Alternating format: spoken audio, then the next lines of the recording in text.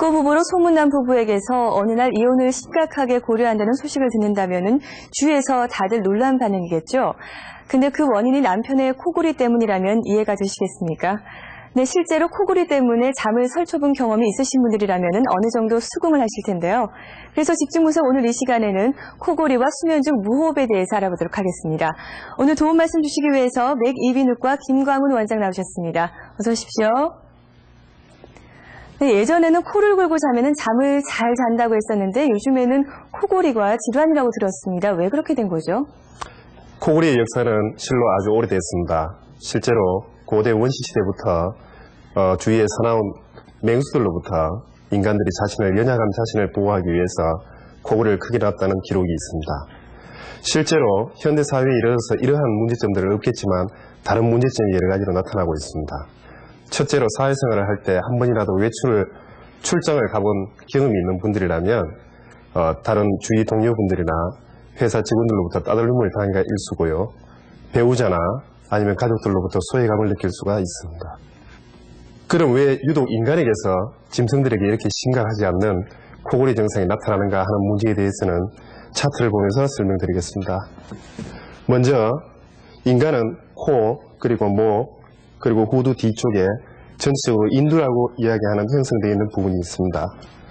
일반 다른 종에서는 이 부위가 딱딱한 뼈나 그리고 연골로서 형성되어 있는 반면에 인간은 부드러운 연골로서 형성되어 있습니다.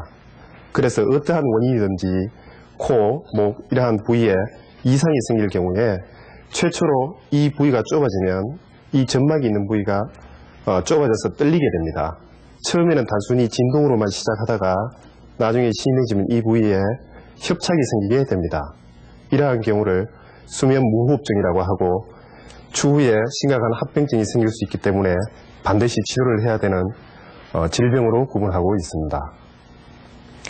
네, 근데 코를 고는 것도 정도의 차이가 있을 것 같은데요. 이 코골이와 수면 무호흡의 기준을 어떻게 보면 될까요?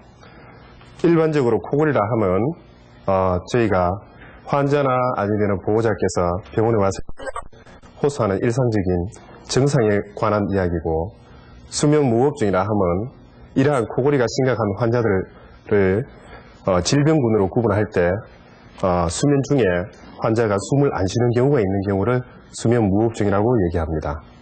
그래서 이러한 수면 무호흡증은 단순한 습관이 아니라 반드시 치료해야 되는 질병이라고 말씀드릴 수 있겠습니다. 정확히 말씀드리면 이러한 수면 무호흡증은 수면 중에 최소한 10초 이상 수면이 멈추거나 또는 1시간 내에 5회 이상 이러한 수면 무호흡증이 나타나고, 또 잠자는 시간 중에 최소한 30분 이상이 발생하는 경우에는 수면 무호흡 증후군이라고 칭하기도 합니다. 네, 코를 고는 것도 사람에 따라서 달리 나타날 텐데요. 코를 특히 잘 고는 사람에게서는 어떤 특징들을 볼 수가 있을까요?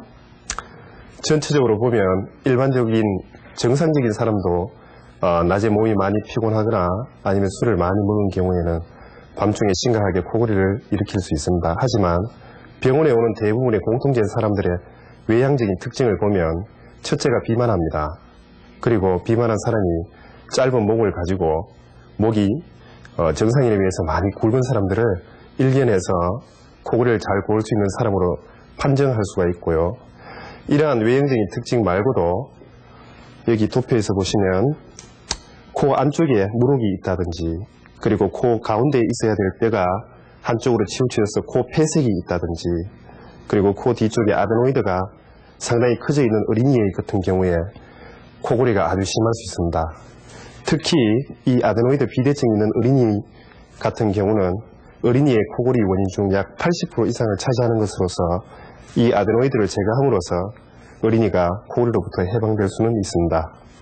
하지만 성인이 같은 경우는 꼭히 이러한 코 뒤쪽의 문제뿐만 아니라 늘어진 영구개와 뒤로 처진 큰 혀, 그리고 성대에 있는 폴립과 같은 이러한 다양한 질환에 의해서도 코골이가 발생할 수 있으므로 각별한 진단이 요구된다고 말씀드릴 수 있겠습니다.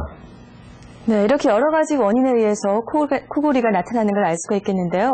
이렇게 코골이 증상을 완화하는 방법들에는 어떤 것들이 있을까요? 밤에만 누워있을 경우에만 특별히 코골이를 많이 하는 이유를 잘 살펴보면 이러한 원인에 대해서 잘 알 수가 있습니다. 낮에 뇌가 각성이 되어 있는 상태에서는 뇌에서 긴장도가 근육의 긴장도를 팽팽하게 유지시켜 줄 수 있는 신호가 우리 몸 근육에 각각 내려가게 됩니다. 이렇게 있는 상태에서는 숨을 아주 원활하게 쉴 수가 있지만 밤에 근긴장도가 떨어진 상태에서 누워버리면 목 뒤쪽에 있는 혀라든지 편도라든지 목젖 이런 것들이 기도를 막게 됩니다. 이러한 상태를 없애주기 위해서는 이러한 근긴장도를 떨어뜨릴 수 있는 여러 가지 요인을 제거해줘야 됩니다. 특히 수면제라든지 감기약, 낮에 많이 마시는 술 이러한 것들은 근긴장도를 현저히 떨어뜨리고 수면 무호흡증을 악화시킬 수 있는 요인이 됩니다. 그리고 평상시에 적당히 하는 운동이 이 근긴장도를 유지시킬 수 있는 방법이 되므로 평상시에 적당하게 운동하는 습관을 들이는 것이 중요합니다. 둘째로는 이러한 생활 습관 말고도 수면 습관을 유지하는 게 아주 중요합니다. 일반적으로 대부분의 사람들이 반드시 누워서 자는 습관이 있지만 옆으로 누워서 자는 습관을 들여야 합니다. 옆으로 누워 자게 되면 목젖이 뒤쪽으로 처지는 것을 방지하고 혀가 한쪽으로 몰리게 돼서 수면이 훨씬 용이하게 됩니다.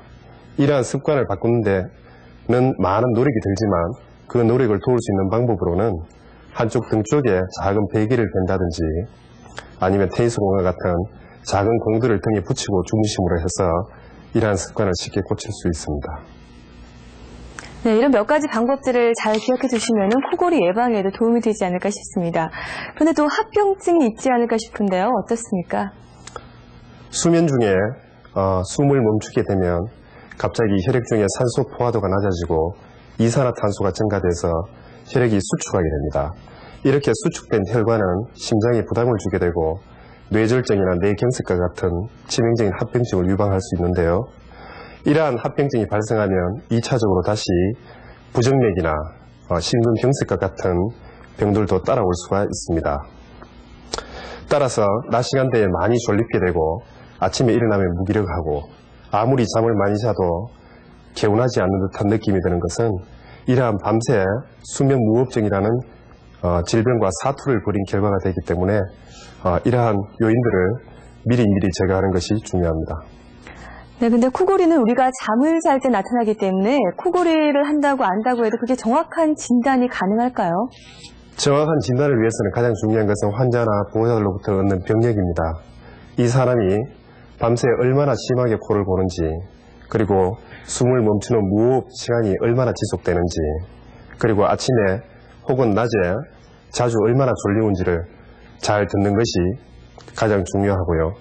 그렇게 정확하게 체크를 할 수 없는 경우에는 집에서 테이프 레코더나 비디오 등으로 밤새 수면 동안의 모습을 관찰하면 병의 진단에 도움이 됩니다. 그리고 병원에 와서는 앞서 말씀드린 코나 목이나 후두에 여러 가지 질환을 감별할 수 있는 내시경을 해서 1차적으로 병이 있는지 없는지 확인하는 것이 중요합니다. 이러한 것들이 다 종합되면 필요하다면 엑스레이나 수면 다원 검사와 같은 정밀 검사를 통해서 치료 계획을 세우게 됩니다.